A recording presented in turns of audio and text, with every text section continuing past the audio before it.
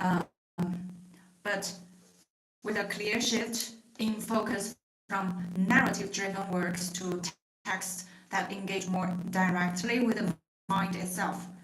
And in previous session, we explored Xuemo's novels, where human experiences was presented through characters, environment, and lived situations.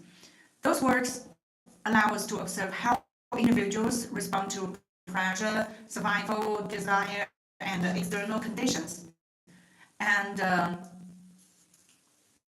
now we move into a different layer where the focus is no longer primarily on what happens in life, but on how the mind interprets and experiences what happens.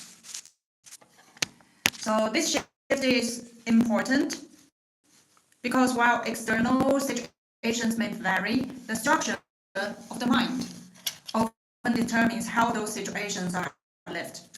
And instead of approaching life through a story, we begin to approach it through direct observation of thought, perception, and awareness. In this session, we will be looking at works such as Reclaim the Throne of Your Heart and The World is a Reflection of the Mind, which presents a more explicit framework for understanding inner experience. And these books do not rely on narrative distance, but speak more directly about the mechanism of the mind and the patterns that shape human behavior. They explore how perception forms reality, how thoughts influence emotional states, and how awareness can change the way we relate to our experiences. What we begin to see is that many of the difficulties we experience are not only created by external conditions, but are reinforced by internal patterns that often go unnoticed. By making these patterns visible, the books offer a way to examine experience more clearly rather than react to it automatically. This is not about adopting a belief system, but about observing how the mind operates in real time. So this session is not about adding more information, but about refining the way we look at what is already happening within us. If you're coming from if you have watched the previous session, this is a continuation at a deep level. And if you are new here, this can also serve as a direct entry point into understanding the relationship between mind and reality. So let's begin by looking at how these works approach the mind and what kind of clarity they make possible. And hi, I see many new friends here. Please subscribe to our channel. So let's move into today's session. I would like to shift our focus to one of Xuemo's more recent English works, Reclaim the Throne of Your Heart. And this book represents a different direction compared to earlier works we discussed, moving away from narrative structure and into a more direct exploration of the mind. And it is also worth noting that this book has reached the #1 position in its category in Amazon as a new release, so reflecting a strong response from international readers. But beyond ranking, what makes this book significant is the clarity of its message and the structure it offers for understanding the self. Unlike novels that approach life through characters and events, this work speaks directly to the reader about the nature of the mind and the patterns that shape human experience. So at its core, Reclaim the Throne of Your Heart addresses a central question. How can a person move from being controlled by external conditions to becoming stable within themselves?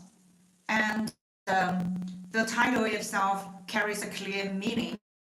It suggests that the throne has always been there, but most people have unknowingly given it away.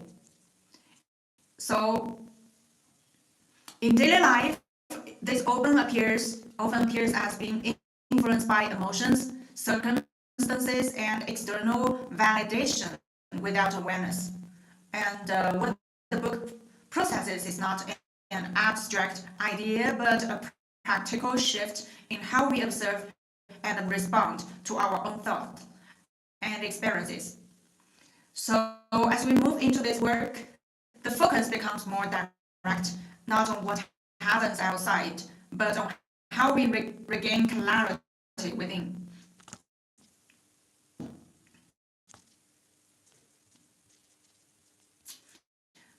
Okay, thank you for your time to so many friends here, whether you are our old friends and new friends here.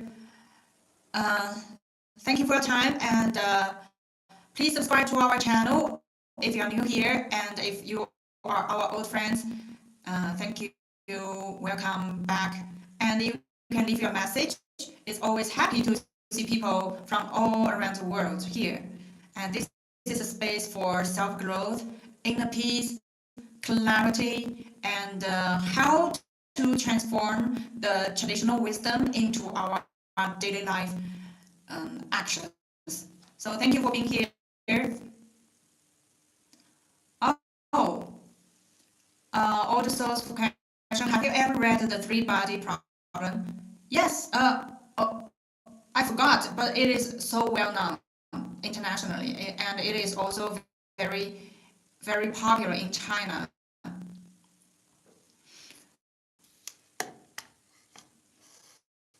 So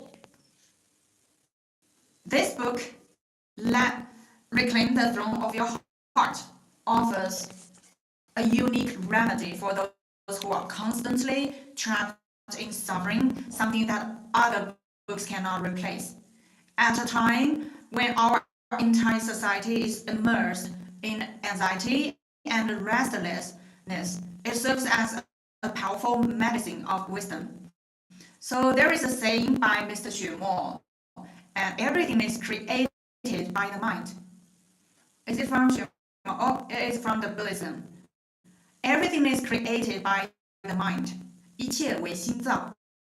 And this is the source and the core of the wisdom of this book. And however, understanding a principle does not mean we can truly apply it in real life. And this is exactly why this book exists. This book presents transcendent wisdom in a way that is vividly expressed through worldly methods. It offers both a perspective of wisdom and practical methods closely connected to the real life. And it can transform our mind, our actions, and ultimately our destiny. And many people suffer difficult lives because ignorance in the mind leads to foolish actions, which then shape a troubled destiny. As another word by Xuemo says in Desert Hunters, when the mind becomes clear, the path opens. Through the elevation of the mind and the manifestation of wisdom, many who were once trapped in hardship can have transcended and become successful in our eyes.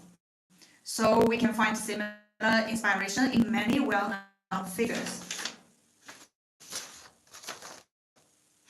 For example, the success of Steve Jobs was deeply influenced by Zen. And Zen, in essence, corresponds to the Mahamudra understanding of ultimate reality.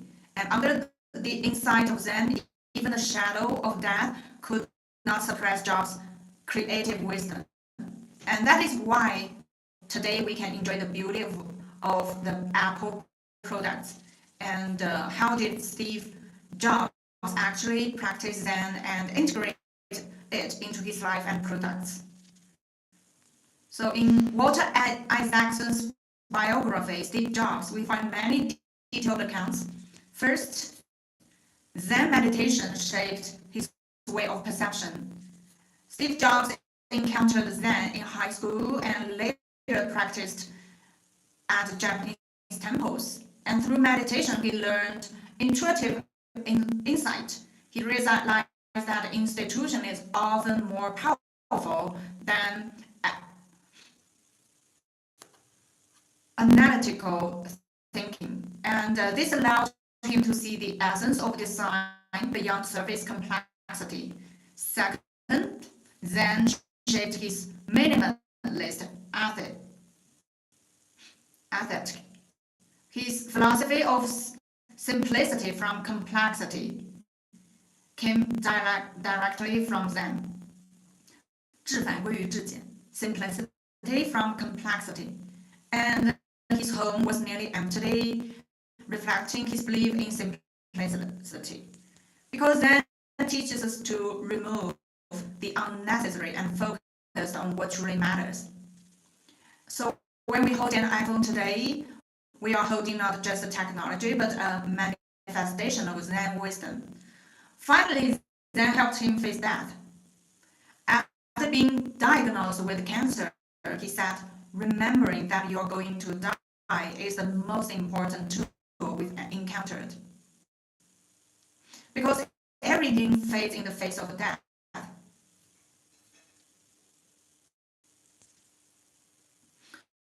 And he even described death as life's greatest invention. And this insight comes from directly facing reality.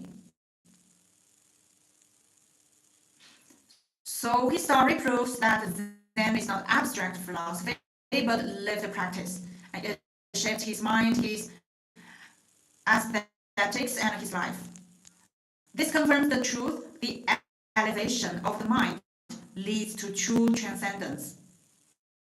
Right? The elevation of the mind leads to true transcendence. And Xuemo often says, destiny is created by the mind. Your life is a reflection of your mind, and the world you see is also a reflection of your mind. When your mind expands, your world expands. Without changing the mind, destiny cannot change. So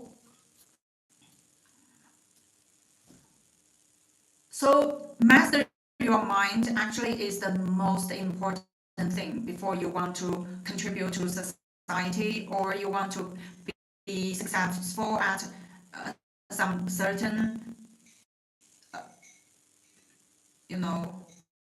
state fields. You want to be successful.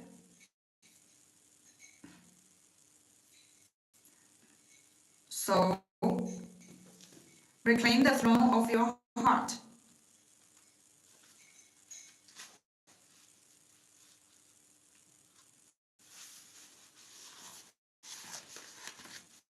So what does Xuemo talk about this book?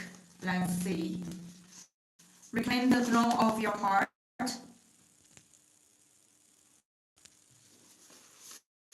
Throughout the ages, sages and masters have written volumes upon volumes about the heart or the mind. Yet for many in this era, the heart remains merely a word. I have spoken extensively in the subject. The heart I speak of here is not the physical organ, nor the chaotic mind, nor the complex structure of Yogasara philosophy. Rather, it is the core of our subjectivity, our inner autonomy. Only a heart that is self-governing truly belongs to us. So the heart is of two kinds, the true heart and the false heart. The heart that can act with autonomy is the true heart. The heart that cannot is called the false heart. When the tides of the times come surging in, many cannot remain centered. Their hearts fluctuate with the value systems of the age, swayed by prevailing trends and collective preferences.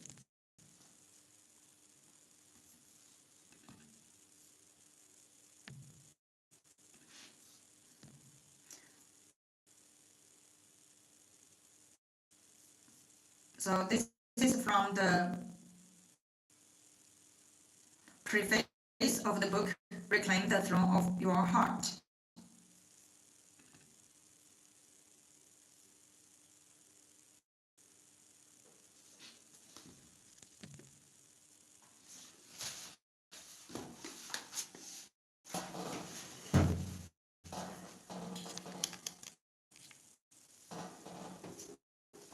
Hi, I see some familiar names here. Welcome. Thank you for your time. Thank you for your companion. So, in Luminous Mahamudra, the essence of mind training, Xuemo once wrote, "You may open your eyes wide and behold the smoke and louder blanketing the world. You may turn on the television and see the mangled bodies of children torn by terror and violence. You may look around and question the souls who have lost their spiritual sanctuaries. You may quiet your breath and search for the greed that scorches your soul. Indeed, you, I, and all of us need a breeze of coolness, the smile of a wise one, a trace of serene transcendence, a gentle tolerance wrapped in humility."